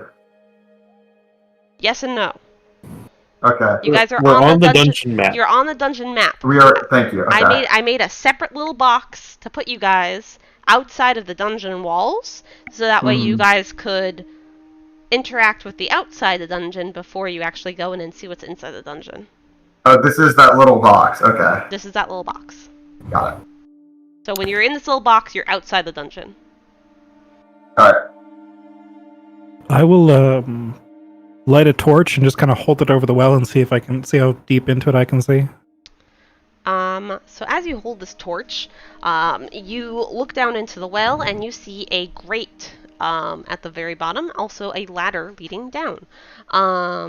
You can hear the scurrying of rats down there, and you can see that at least for a small bit of the circle around the well area down below, you can see that it is stone now and not ice. But you do see like an edge of ice around that stone circle. It's about a 50-foot ladder climb. All right then. I will hold the torch in my offhand and then just summon my glaive and sheath it just so that it's ready instead of being in a pocket dimension. All right. And well, I suppose I can head down first. And I'll put out the torch and stash it. All right. And just I'll follow rely on my right dark behind you. vision since I'm gonna need my hands to climb. All right. Can you guys line up kind of like first going like right here, in an order, like a snake order of who's going down the ladder? Go. Lorelei's going in second. Can Lorelei tap Tinnel's headdress and cast light? Just for extra light? Sure. So people behind without dark vision Last, can I see? guess. Settings, vision, dim light 20, bright light, dim light 40, bright light 20, update token. Okay, Tinnel is now giving off a light, even though you guys can't see it because this is a area you can see. Oh, well, that's a neat trick. I appreciate that one. Alright, so you guys start climbing course. down. Nobody click the button just yet. So Tinnel, you're about to reach the bottom. Lorelei, you're about 5 feet away from her, and then so on and so forth. So Lorelei, you're 5 feet away. Laurent, you're 10. Everett, you're 15. Ulfric, you're 20. And Kozo, you're 25 feet away. Basically, you just have to move in this circle order to get to the bottom. Tinnel, if you don't mind popping down the hole. Can I click? Yes. Oh, I need to select my token first. There we go. Alright. Nobody click the button. Oh. Tinnel, I'm going to pop you here so that way you don't collide with other people. Sure. Tinnel, you finally land at the bottom of the grate, making a kind of a slushing sound. And as you look around, you see that there are giant ice rats around the entrance of this cave. It looks like they were kind of waiting for whatever was making noise up there to come down here. And we are going to go into initiative. Lorelei will call down the well. Hey, Tinnel, just let me know if you need me to snuff out the light if you see something, okay? Lorelei calls 5 feet. You're Oh, right am I above only me. 5? Yeah. Whoops. At least that's what Ashley described.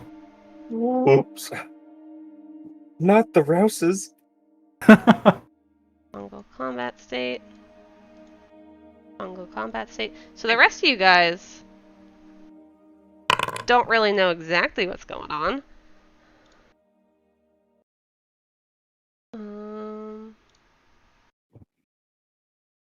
But we are going to start in combat with one of the rats. Combat music. Yeah, is combat music going? Ooh, Yep. Oh, what's- what? I hear I'm hearing- regular. Now I hear it. Yeah, you need to turn this one up a little bit. Okay, then I have the 2 going on at once problem. I'm gonna So, Very refreshing. Ashley, refresh. Yeah. did the initiative that you rolled include the advantage to initiative I get from Dagger of Warning? It doesn't Because I look don't like have it it did checked that. on my character sheet. Yeah. Alright, so we'll put you down as 22.2 instead. Hold on. Let me just edit that real quick. No. I checked the box, so it should work in the future, I think. 22.2. Oh, these are some fast ass rats. Okay, actually, Lorelei, you are going to go first. Sorry. Great. Hold on. Let me go begin combat. Alright. So, yep. Can I get to the bottom of the well? It'll Is take Kittle you still 5 there? feet of movement to go to the bottom of the well. Great, I'd like to get to the bottom of the well. Alright. Laurent, you're gonna go back there. You can click the button. Oh, sorry. The You game. can click the button. Alright. Oh, Move hey. to one of the unoccupied squares. What have Yep. I done? Just click it again. You gotta like hold the corner of you. Yeah. There we go. Alright, you are surrounded by 4 ice rats. Alright. Great, I'm gonna throw 2 daggers at the one that Tinnel was standing next to. Alright. And I think I have disadvantage because I'm in melee, right? Yeah. Roll to attack. That should be disadvantage 10. Unfortunately, that does not hit the impotent ice rat. Right. Jesus. And What a yeah, bummer. Nope. Unfortunate. It's a bummer that rat exists. He's in the cold. Oh no. Anything else, Lorelei? That is all. Belligerent ice rat is going to go next. And it's going to go up to Tinnel. And it's gonna try Did I roll for initiative? Jesus. Oh no. Not very well, unfortunately. Probably a 1 or 2. Damn. I've literally never. Okay. It is going to make a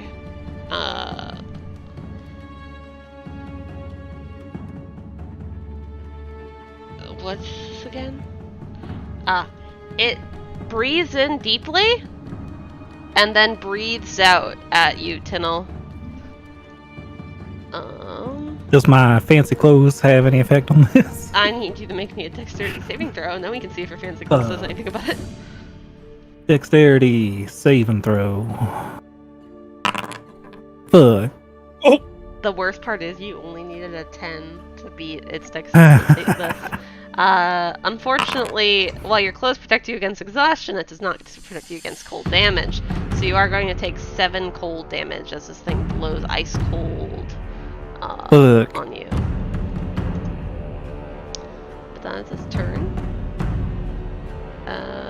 Then on to the Tenacious Rat, which is going to go up here and is going to attack Lorelei.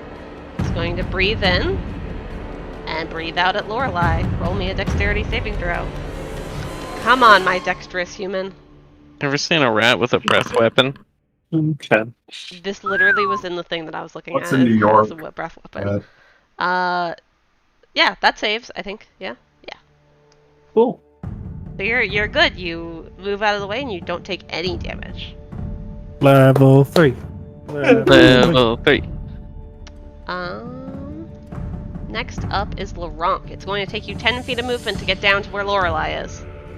Okay, cool. I'm gonna do that. Alright, move to an unoccupied square Oh, whoops. I hit without the thing. going back. Hey. Yeah, you can use the arrow keys too You, to like you have to move start without by dragging. being here. So, like one of these squares. Okay, Yeah. so So that's 10 feet. You can also move more if you want to. okay, I'll move over here Alright. and attack. Which one is this? pushes Tiddle out of the way. Impotent. That is the impotent ice rat. Yes. Get down, Mr. President. Attack.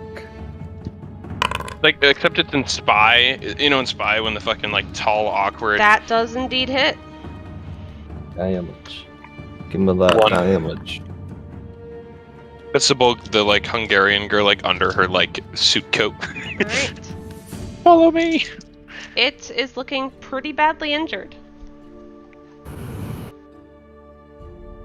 And then that ends my turn. I don't think I can do anything else. All right.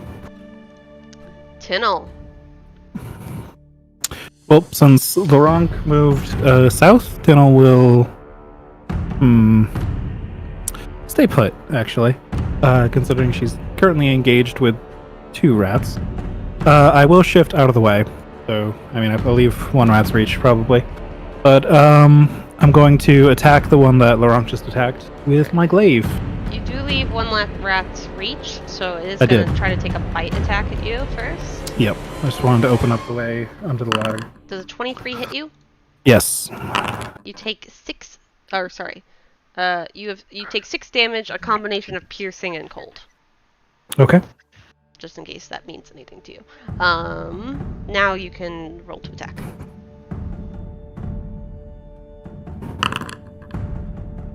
Uh, 23 does hit. Yes. All right. That's kind of weird. That didn't have my proficiency bonus. I'll fix that for next turn. But either way, all right. +2 bludgeoning for a total of 15 damage. You obliterate this ice rat. All right. There we go. Now I'm proficient. Okay.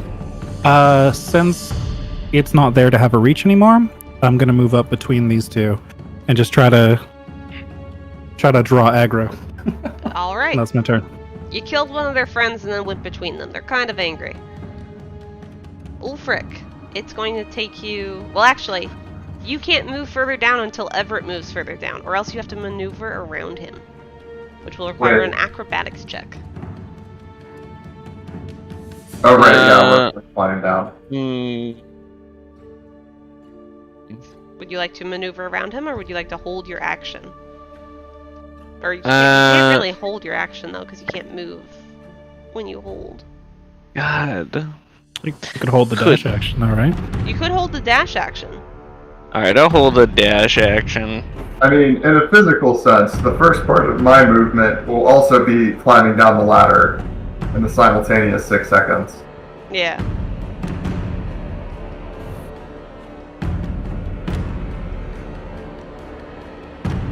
So you're just gonna hold a dash and to go down once Everett goes down? Yep. Alright, Everett! It takes 15 feet of movement for you to get down there. It is kind of surprising how well our initiatives lined up with our marching orders. Yeah, it went pretty well except for Ulfric. Yeah, I should have just rolled a little better, or Ulfric a little worse. Just by a point. I will take my 15 feet and click the door button with the stairs. Okay. Oh Please move boy. to an unoccupied space. Do I click the stairs? Sorry, that's the... Arrow keys are the secret sauce. That was 15 feet, 30. So, when I clicked on my character sheet, at 1, 2, 3. Hey! Get back in there. I'm going to launch a firebolt at the confused rat. Alright. Roll to hit. That unfortunately does not hit the confused rat. Alright. I'm done. As you launch that firebolt, by the way, it bounces against the wall and it leaves a melted hole in the wall. The ice wall is slightly damaged. Uh-oh. It is now the confused rat's turn. How smart are rats? They're not Most very smart. It saw that Everett tried to launch a fireball at it, and it doesn't like that, so it's gonna actually not even take opportunity attacks, but it's gonna go towards Everett. Not from Tunnel? It's still in my reach. Ah, okay. Still in her reach because it's a large creature. I also Uh, have 10-foot reach because I have a glaive. It's gonna try to bite you Alright. for a. Does a 14 hit you? No. You have an 11 armor class. What do you mean? I was hoping you wouldn't call me out on it. But I keep forgetting to do it, but in the morning I do cast Mage on myself. But it's been like 2 weeks since we last played. All right. 14 would, I mean, even with mage armor, that 13 still hit. plus- Oh, my Six, dex right? is +1. Oh, sorry. I'm used to playing not.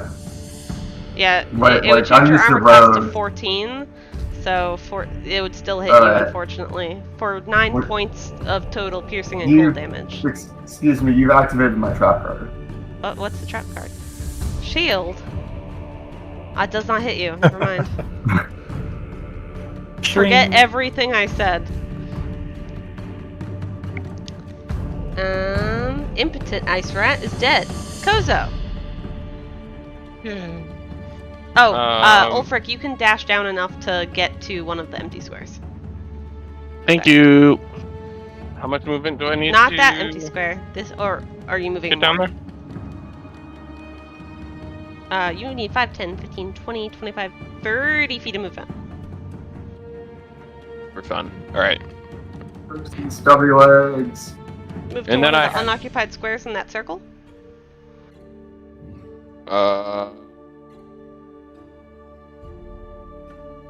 Go here, and then we'll do the.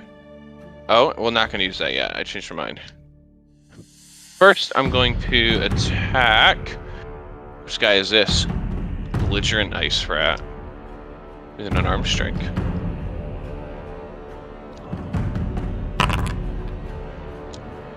That does hit. Roll that damage.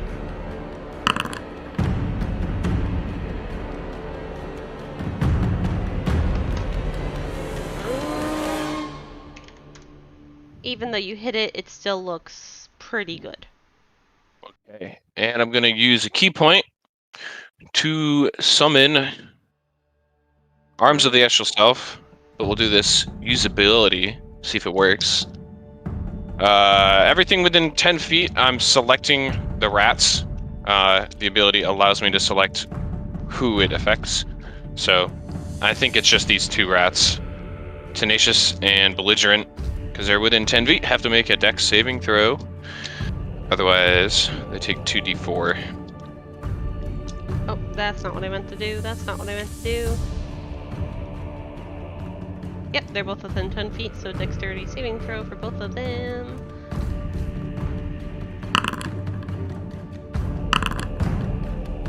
That is a 20 and a 6.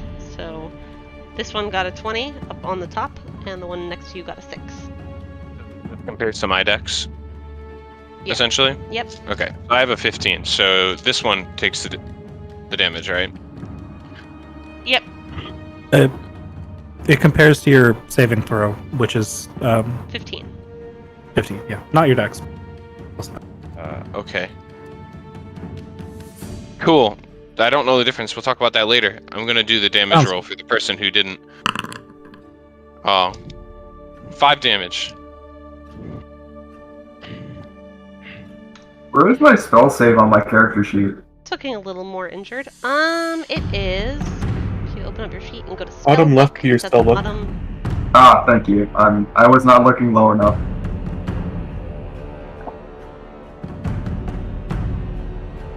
All right. Anything else, Kozo? Kozo? Nope. Oh. Sorry, I might have cut me out. Lorelei.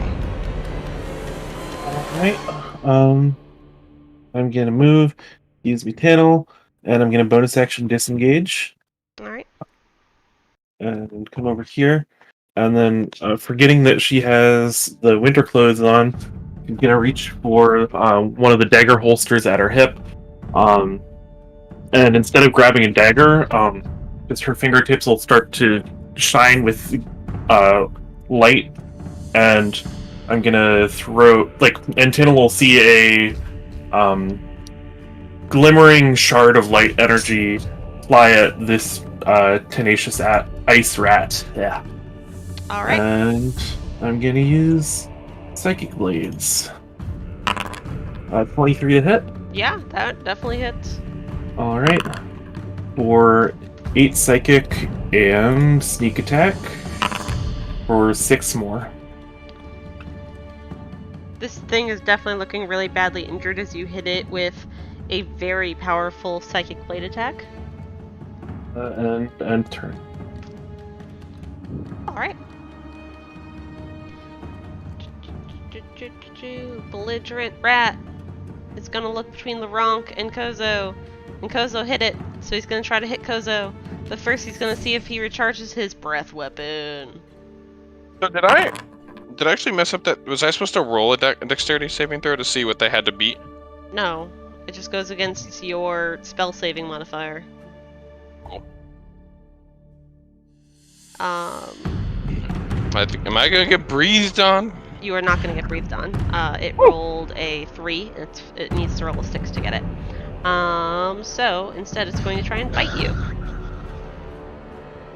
Does a 16 hit you? Nope, by the skin of my teeth. Alright, so it just barely misses a bite as you swing out of the way, and you can smell its breath as it puts its head forward to try to bite you. But it does indeed miss. Moving on. Tenacious Ice Rat is very badly injured and looks to Lorelei and wants to charge forward, but bumps into Tinnel and decides to just attack Tinnel instead. Let's see if it gets its breath weapon back. Breath weapon. It rolled a 4, so it doesn't. It's just gonna bite instead. Does a 12 hit you? No. Ah. Rocked. Laronk. They're I'm big gonna go rats. Big old hit rats. this. I'm gonna hit that confused ice rat, Alright, or go at least attempt to. ahead and roll the hit. There's that attack. Normal. Boom. Give I me that assume that hit. damage. Boom. 16. Or no. Okay, yeah. It has 16 HP left. I said it out loud because I suck. Anything else? Nope. I'm good. Tinnel. All right. Well, seeing that Lorelei set this one up next to me pretty well, I'm gonna try and finish it off. Alright. So, overhead with the glaive, just aiming for its neck. Okay. Oof. That unfortunately does not hit. It's a little too overzealous with the overhead swing. You're trying to go for the neck and you Yep. graze some of its little spikies on its back instead. It's a little embarrassing, but nobody saw it, don't worry. Getting used to this new weapon. Pass turn. Alright, Ulfric. I will gesture at the one on my left and force it to make a dexterity saving throw. 12. That is 2 radiant damage. It's looking pretty fucking bad after that.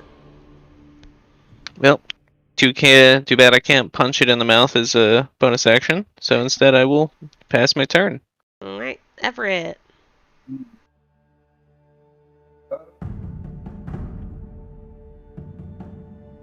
Everett, I cannot hear you. Sorry, I said Oh. I will cast the spell that I've never cast before, so I'm going to make sure I read it and understand what it does. Okay.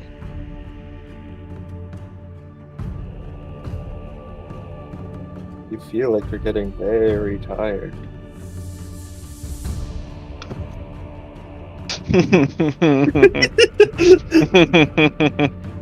I feel bullied.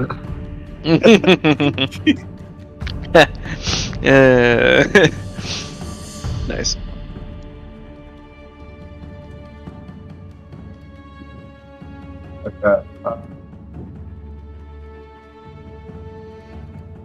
Oh god.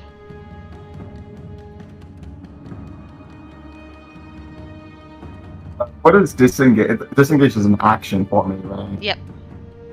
Okay. Because you are no longer a rogue. Does Like does Arms of Hadar affect me? I don't. What does the spell description say?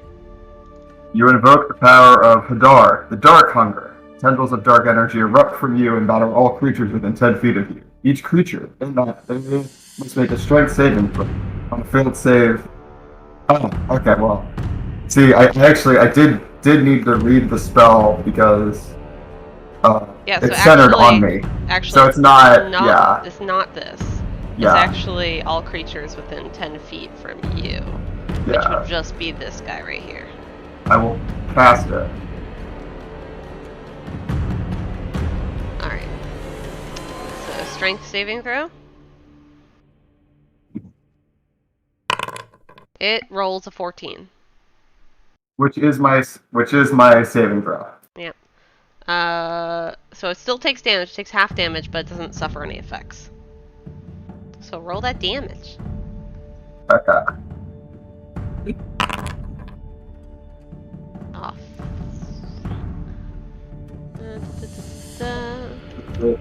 Alright, so it takes a little bit of damage as it gets whipped by your tentacles, but you do not grapple it in your arms of Hadar.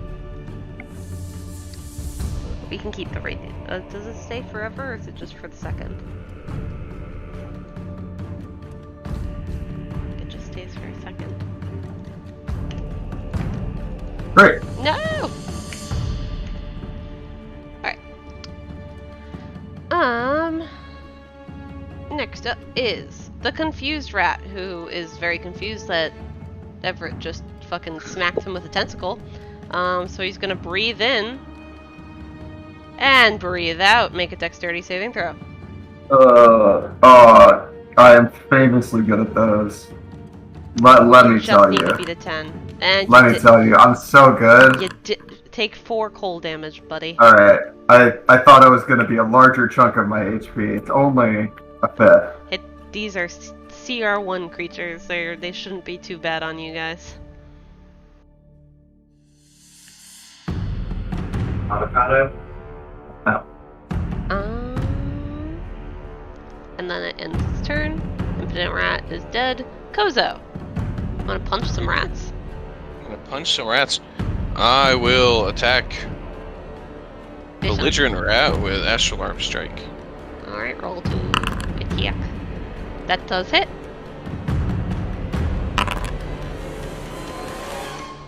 Alright, it's looking pretty badly injured now. My bonus action to do it again. Yeah, I think I can do that. Correct me if I'm wrong. Yeah, do it again. Cool. I'm pretty sure it works like the same as unarmed strike. It's just like slightly better. That does hit, yeah. Give me that damage. It's still alive, but it looks like it's on its last leg. I love when this is near death. It's like, ooh, oh no. Oh no, Thank no, goodness no, none of your no. friends say near death. Sometimes Anything they else? do.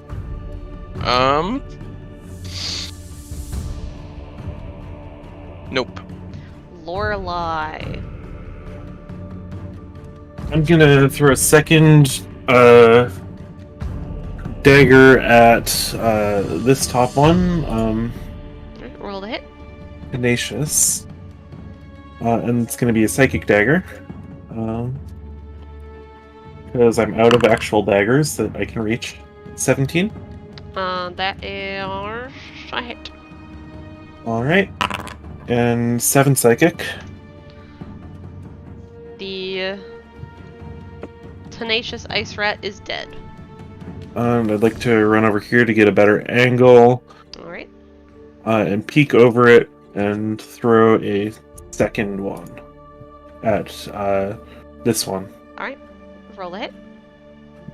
Attack. 22. Roll that damage. And sneak attack for 15 combined, psychic The and... belligerent ice rat is dead. And You pass got turn. you got a third roll? Nope. Dagger. Laronk, they're all dropping dead. There's one behind you. What do?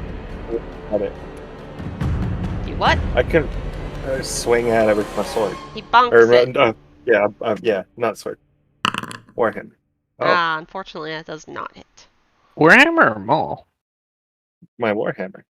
I currently have my shield and Warhammer out right now.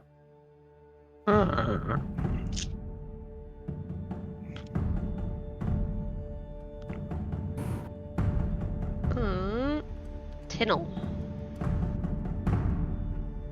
Another overhead strike. I did learn my lesson. Alright. You Fuck. definitely did not learn your lesson because that does not hit Ulfric. It doesn't hit me? No, Ulfric, it's your turn. Oh. Take a flame. Alright. DC 15.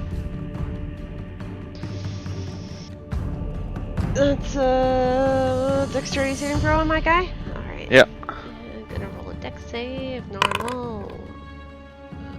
Yeah, he definitely failed that. He's definitely taking that damage. How are y'all doing tonight? I am not feeling good. I am not okay. Here all night. Max damage, radiant, or secret flame. Spicy. Yep. That's what we like to see. Spicy meatball. Everett. He's still alive in front of you. Haven't showered in a week. What smelled like a bag of shit. That sounds like a personal problem. Alright, you roll that firebolt. Roll the attack. That does hit.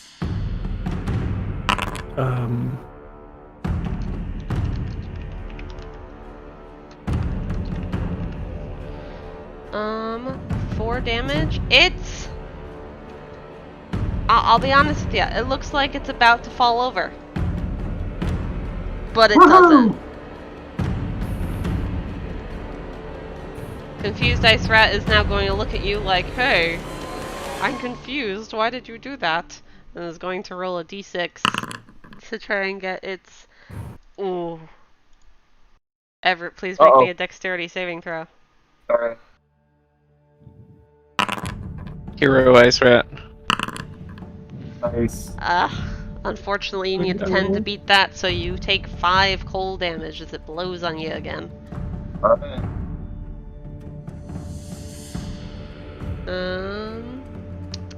Kozo. Alright. I can do that. I'm gonna finish this boy off. We're gonna do the astral bonk. That hits. You can roll damage if you want to, but... Pretty good roll. I'm not complaining about that.